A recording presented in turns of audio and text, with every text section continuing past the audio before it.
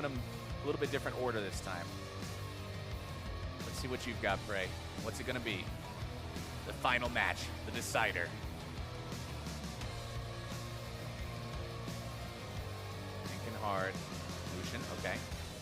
4 bans. May just be the run back These here. champions have been banned in both games so far. Will be banned again this time. Uzi, last chance to potentially ban the Zoe away. Yeah.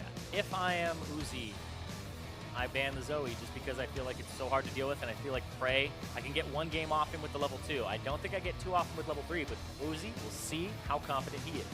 Kalista, he thinks he can beat it again.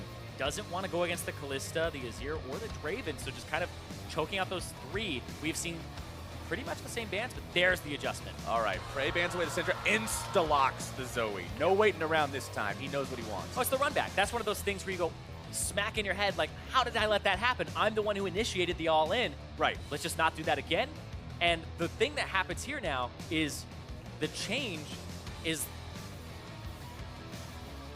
the Syndra banned one more time. The Varus is what's left here. Right.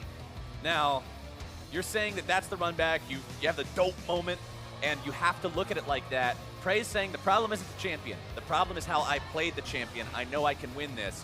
Uzi's saying the same thing. The problem isn't the champion. The problem is how I played the champion in game number 1.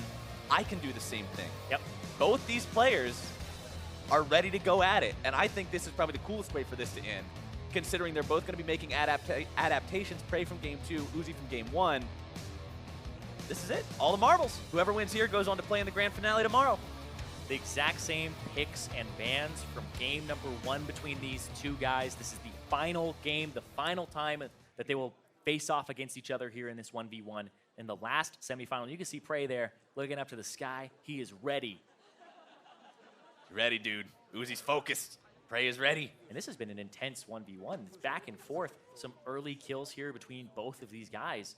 Saw a level 2. I believe it's the first time we've seen a level 2 or a level 1 all in actually result in a kill in this 1v1 tournament.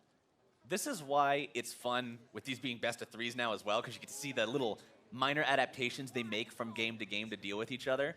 And even though we're seeing PraY play the same champion in all 3 games and Uzi switch back and forth between 2 champions, those small adaptations still mean it's a very different game each time. Just because they found what's worked, they found what hasn't, and going into game number 3, we'll see which one really has it down. PraY hanging out in his own brush this time, not willing to walk up. He knows that if they get into an extended auto attack fight, he's up against an 80 carry this time, so he's probably going to lose. Yeah, and Uzi also running defensive summoner spells now. No offensive summoner spells to help boost the power of the Zoe. Because remember, Zoe all-in'd him with like 250 HP, double barrier, had another summoner spell exhaust on top of it, so he was able to catch up to Uzi. So Uzi may be playing the farm or poke game here against the Zoe to keep her away. This may work for him, but also Uzi really wants to move on, man. This guy wants to defend his title, wants to be the back-to-back 1v1 champion, and PraY wants to put an end to that because this guy, he's been having fun, but it's all serious today. All right, let's see which one of them can come out on top here. PraY firing off the paddle start into the minion wave this time, not looking for that fishing shot onto his opponent. A little bit of damage coming out from Uzi there to proc the Airy, and PraY's just going to continue shoving up, auto-attack the minions, help your minions out. PraY only got 3 of those minions out of the 6. It's mostly for the shove. He wants to shove it so he gets level 2 first, and that Uzi does not. Throwing it back. Gets level 2 so it doesn't have that fast push on a cannon minion. Auto-attack to proc the Airy, still gets himself back. Uzi a little bit lower HP for now, but remember he does have more potions to work with. Exactly. He has 3 of those potions. Just used a single one of them here. Cannon minions still pushing up. Remember, the cannon minions come on alternating waves on this version of Howling Abyss.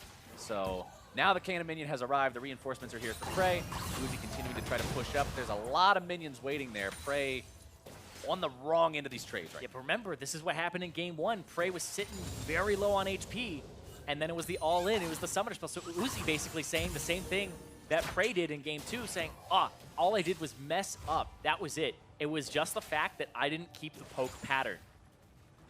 He's fine, just sitting on top of the minion wave for now. PraY goes back, grabs his own health pack. Last time we saw Uzi deny that in this matchup. Yeah, those spawn at 2 minutes and 15 seconds, respawn every 1:15 afterward. There's your poke pattern. There it is. And he's out of potions. He doesn't have any running right now either. You can see Uzi really committed to this Varus, and it's been working. See how he can do now that he is pushed up underneath, almost underneath that enemy turret. This is where things got bad last time. Playing it slow and steady this time around. PraY with plenty of mana thanks to the mana flow band, proccing every 60 seconds to give him that mana restoration and free spell. Yep. Issue here, though, for Uzi is he doesn't have an offensive summoner spell, right? No Ignite, no Exhaust to actually all in. It's defensive here. And that's why I kind of figured he would be going for a CS lead.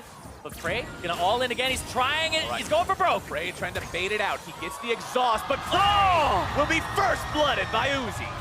Can't reach the summoner spells. Uzi outplays and has the run back from game one. That's what you said, Zirene. It's all in the execution. It's not the matchup. Uzi said that today. He comes back and gets his victory that he should have in his mind, been able to get in game one. He makes the corrections. He fixes the parts of the strategy that weren't in line, and he makes it happen. He's going to the finals.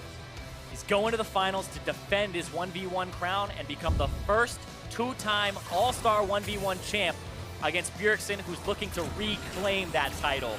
And right here, misses the Sleepy Trouble bubble. He started that off with a paddle star, and Uzi with the counter and the kill. Poros explode. They run around with all their hearts and their tongues flopping everywhere, and Uzi, he just says, all right, we got it done. PraY, even though he lost, he's still got a smile on his face. Still got a smile, and that's actually the most excitement I've seen out of Uzi in the 1v1 tournament so far. You can see he was definitely stressed about that. PraY pushed him to the limit. And that's a sign of respect almost, I think.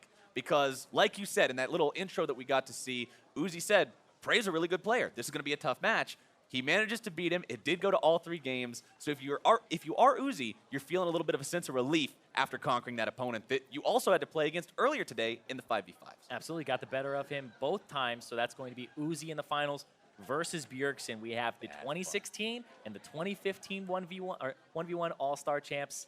And the thing as well is Bjergsen was playing a bunch of Zoe. We just saw that Uzi is okay playing into Zoe. It could be the Zoe mirror matchup even. Maybe Uzi will break it out. Maybe he was keeping that one hidden today.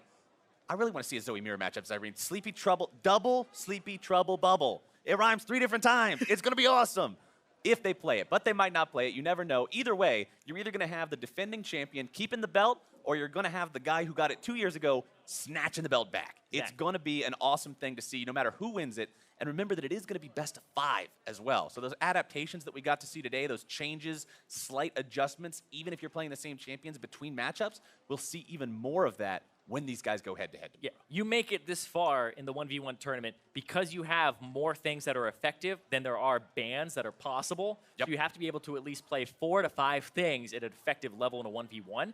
Then you just change up the strategy. So it becomes about the execution, because we saw the exact same picks across the board except for the Syndra for Uzi. So overall, we actually saw only 7 bans out of 6 total. Yep. And then we only saw 3 champions picked throughout these 3 games. But we saw different